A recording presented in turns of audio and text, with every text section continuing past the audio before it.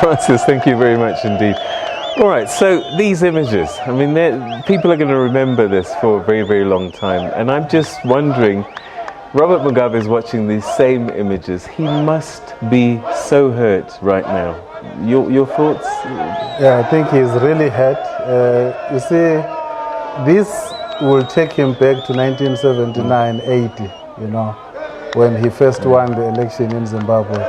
And people were jubilant all over the streets, and you know, he was the champion of the English language that time.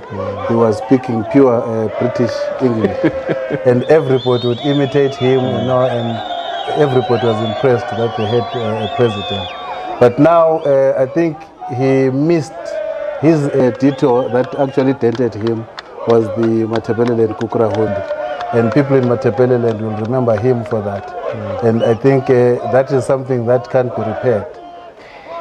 You know, I think I want to be fair and ask an honest question. Did he have a security situation at that time that he needed to deal with? He might have had a heavy hand, but was there a security concern at that time? I think if you saw the video that Joshua Nkomo did in London, just on the eve of the independence, that he was a spiteful man, he had done nothing wrong against Mugabe. The fight was really to try and thwart the support that Nkomo had. It was done with the pretext that there were dissidents, people who had deserted the army, and he needed to deal with that element. But then what did civilians have to do with that? Because the people who suffered most, the over 20,000 people that were killed, were actually civilians. They were not armed people. Okay. All right, we're going to go again now to Zimbabwe. Francis? Yeah, Peter, well, let's take you to Pretoria. Now, remember, many Zimbabweans don't live in Zimbabwe, and many live in South Africa. We at one stage gave Zimbabweans living in this country a special dispensation, and surely there must be a reaction in South Africa. Let's see if there's any signs of this at the Zimbabwean embassy in Pretoria, where we have our reporter Sipho Stuurman. Sipho, what's happening there? A very good evening to you and our viewers at home.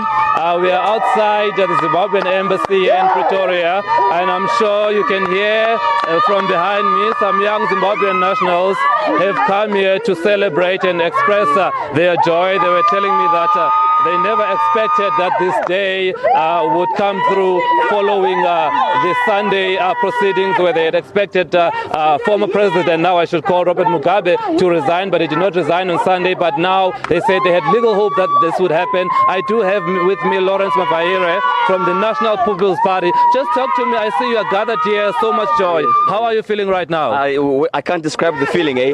This is just a beautiful day for us as Zimbabweans. I must tell you, I'm a born free, meaning that I was born after independence in 1980. The only person I've known as the president is Robert Mugabe, and I've never known the change of leadership in Zimbabwe. And I think today marks a day where we can change Zimbabwe for the better. This is real freedom. This is independence. And as you can see with people lining up here, we are here to do a prayer meeting as Zimbabweans to thank God for this gift that He has given us. This gift we must cherish to take our country forward. This is a change for Zimbabwe. I'm telling you, we will make Zimbabwe great again. And now you were telling me that you had little hope of following the speech on Sunday by the former president, where he did not resign as expected. Just talk to me now. Did this decision, his resignation, take you by surprise today? Oh yes. Sunday really was the epitome of our emotions. We really believed that we had this. With the mass protests worldwide, with the army coming in to support the citizens. But what took us down was the speech of the old man. But today, I think it's poetic justice.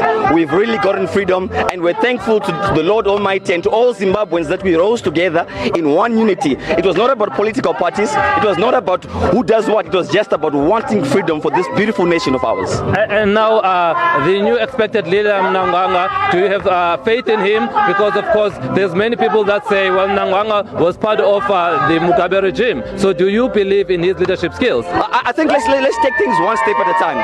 We've just deposed a dictator. And whatever happens from here onwards, and I would believe whoever becomes the leader, it must be about how do we make this inclusive? How do we make everybody in civil society, in political parties, and even guys abroad to say how do we build a government that has legitimacy, a government that can make friends so that we can take this country forward. I can only say to whoever takes forward that Zimbabwe is a beautiful country. You've got a very beautiful resource in the names in the people of Zimbabwe. Let's make it work. All right, well, there you have it. We've got some Zimbabwean nationals here dancing behind me. You can look at this. It's celebrations all around, and they're telling me that they are going to hold a prayer session here outside the embassy tonight, just to thank the Almighty for what has happened, which is the resignation of former President Robert Mugabe. You see, I'm not even used to calling him former president, but that is the situation. We will keep track for you activities as they happen here. They say they're expecting more others to gather here. Different parties saying that it's not about political parties, but rather they are united in their celebration of the resignation of the former president. It's now back to you in studio. All right, thank you very much. Sipho Stuurman speaking to us outside the Zimbabwean embassy in Pretoria. And remember that